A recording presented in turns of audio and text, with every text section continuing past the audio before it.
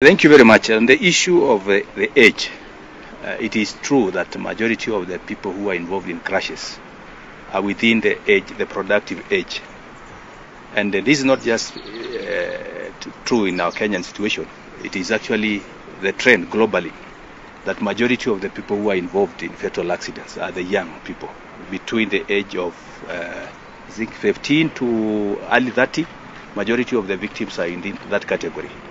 Unfortunately, also for us as a developing country, majority of the people majority of them are breadwinners, and therefore when they happen, the dependency that we know in Africa, the severity of those who are suffering actually is even enhanced. So we want to actually also acknowledge that this is something that is affecting seriously the young people, and actually even at the global level, it is the highest killer, even overtaking HIV and AIDS in this category of victims.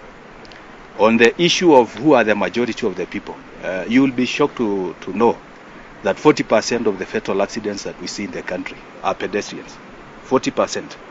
And this has been consistent over a long period of time.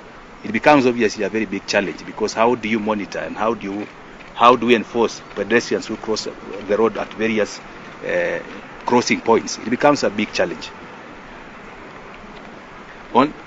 On the issue of the license, I think that's not the information we have. The information we have is that the insurance of this vehicle is expiring of 19th of October, and we have that and the certificate actually is the police at the scene of crash. So where this information is coming that this vehicle had an expired. What of the excess people?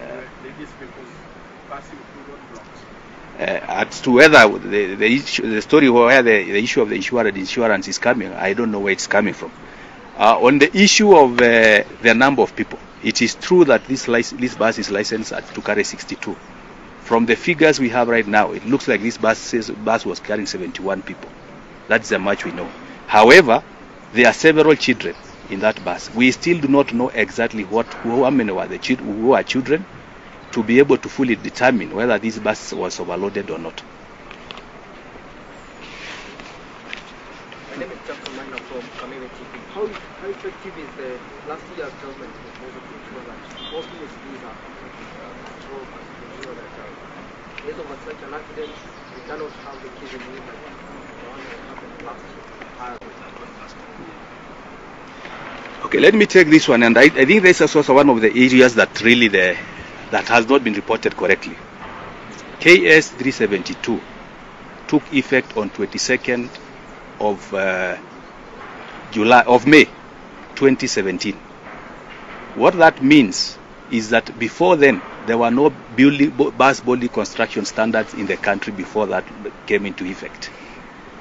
All buses currently being manufactured for use as public service effective 22nd of May 2017 are fully in compliance with that standard. The issue that we have is what we do with in excess of 100,000 buses playing on our roads that were there before the standard came into effect. For them to comply with the standard, they have to be stripped completely and rebuild afresh. The understanding when a standard was being developed was to give a transition of 7 years in which everybody was to conform. And if you understand the process of developing a standard, it is not one entity, it is all stakeholders involved. It was agreed 7 years period, transition period.